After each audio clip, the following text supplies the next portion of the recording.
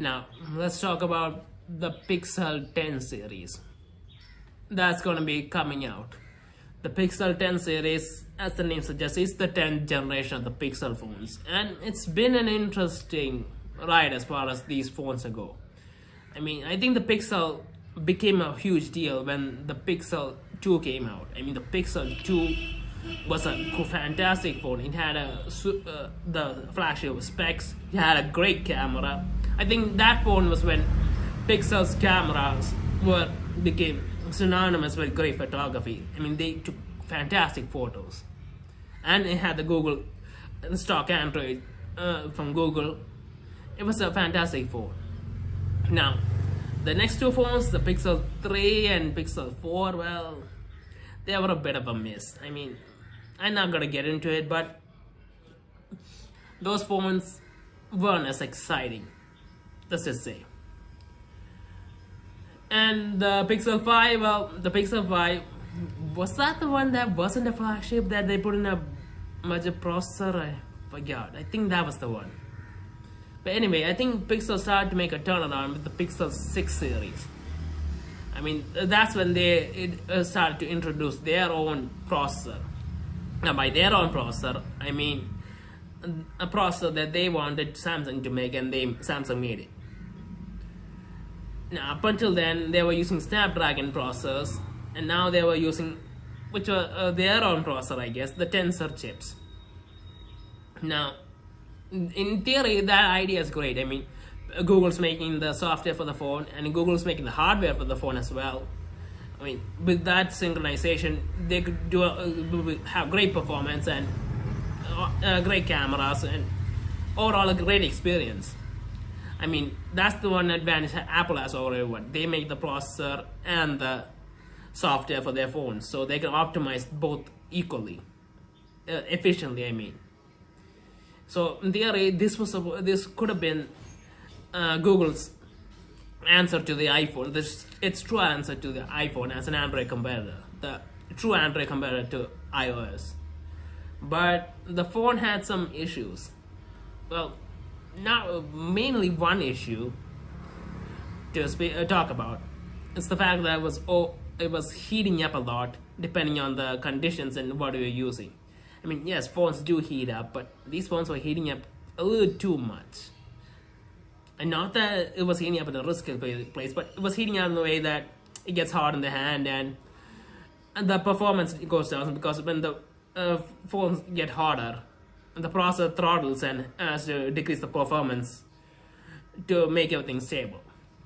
And this has been a bit of an issue for a while now.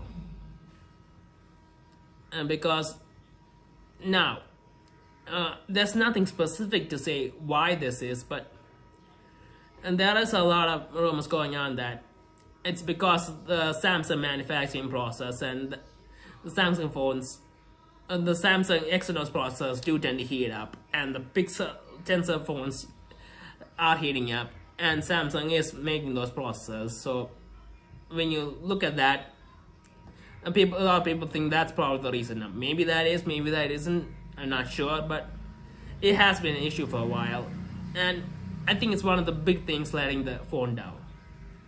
Now, the second thing is the video quality. I mean, Pixels have fantastic photos, arguably the best photo of any smartphones, but of that generation. But the video quality has been up to par with the flagships, and this is a flagship phone. It's up there in terms of price. So video performance is another thing.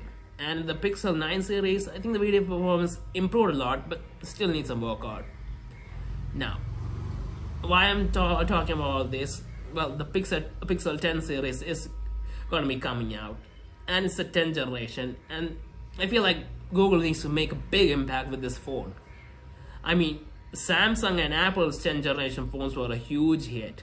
The iPhone 10, which was some people call the iPhone X, that was a revolutionary in terms of display tech, and people loved that phone.